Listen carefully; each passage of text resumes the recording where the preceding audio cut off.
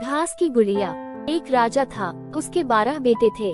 जब वे बड़े हो गए तब राजा ने उनसे कहा कि तुम्हें अपने अपने लिए पत्नी खोज कर लानी है। लेकिन वे एक ही दिन में सूत काट कर कपड़ा बुने, फिर उससे एक कमीज सिलकर दिखाए, तभी मैं उन्हें बहू के रूप में स्वीकार करूंगा। इसके बाद राजा ने अपने बेटों को एक एक घोड़ा दिया। वे सभी अपनी अपनी पत्नियां खोजने निकल पड़े। कुछ दूर ही गए थे कि उन्होंने आपस में कहा कि वे सब अपने छोटे भाई को नहीं लेकर जाएंगे।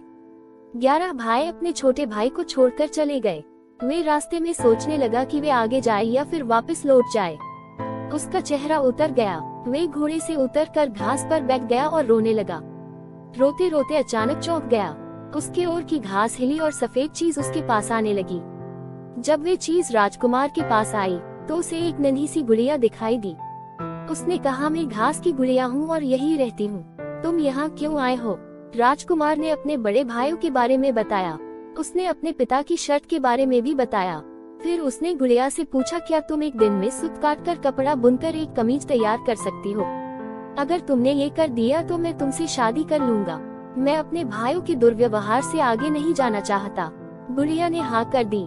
तुरंत ही उसने सूत काटा कपड़ा बुना और एक छोटी सी कमीज सिलकर महल की ओर जाने लगे। जब वे महल में पहुँचे तो उसे बहुत शर्म आ रही थी, क्योंकि कमीज बहुत छोटी थी। फिर भी राजा ने उसे विवाह करने की अनुमति दे दी।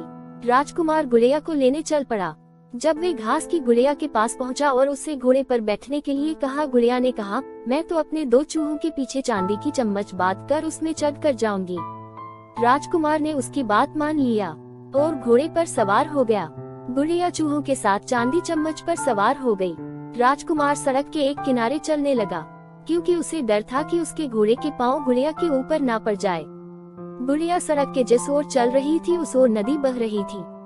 अचानक गुड़िया नदी में गिर गई, लेकिन जब वे पानी में से बाहर आई तो वह राजकुमार के समान बड़ी हो गई थी। राजकुमार बहुत प्रसन्न हो गया।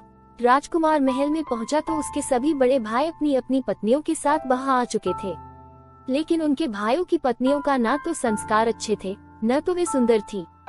जब उन्होंने अपने छोटे भाई को सुंदर पत्नी के साथ देखा तो वे सब जल भून गए। जब राजा को पता चला कि उनके सभी बड़े बेटों ने छोटे बेटे के साथ गलत किया है, तो उसने अपने बड़े बेटों की खूब निंदा की और छोटे बेटे को गद्दी सौंप दी। छोटे राजकुमार और गुड़िया की धूमधाम से विवाह हुआ।